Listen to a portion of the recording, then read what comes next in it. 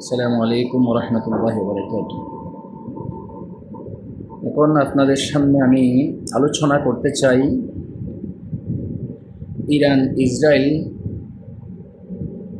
বর্তমান পরিস্থিতি নিয়ে। ইরান ইসরায়েল পরিস্থিতি নিয়ে সারা বিশ্বে এখন ঠালমঠাল। এটি একটি ভৌগোলিক রাজনীতি, কূটনৈতিক রাজনীতি, চারিদিকে মিলে যুদ্ধ পরিস্থিতি নিয়ে বিভিন্ন সংখ্যা এখন দেখা যাচ্ছে।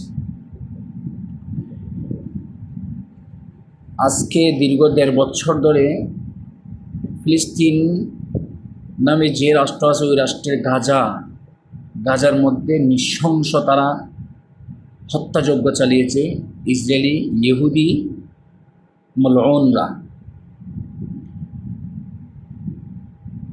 তখন সারা বিশ্ব কিন্তু নীরব ছিল।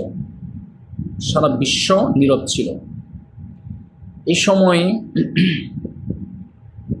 শিশু হত্যা, মহিলা হত্যা, বৃদ্ধ হত্যা, অনেক হত্যাযজ্ঞ তারা চালিয়েছে। আল জাজিরার রিপোর্ট অনুযায়ী এই পর্যন্ত 2960 জনের অধিক শিশু হত্যা হয়েছে গাজার মধ্যে, ইসরায়েলিরা হত্যা করেছে। জাতিসংঘ নামক যেই সংগঠনটি আছে, ওই সংঘের রিপোর্ট অনুযায়ী 1259 শিশু হত্যা। জাতিসংঘটা আসলে কী জন্য? জাতিসংঘটা হয়েছে যে পুরো পৃথিবীর নিরাপত্তা দেওয়ার জন্য, কিন্তু মুসলিমদের হত্যার ব্যাপারে তাদের কোনো নিরাপত্তার কোনো বৈঠক তারা ডাকেনি।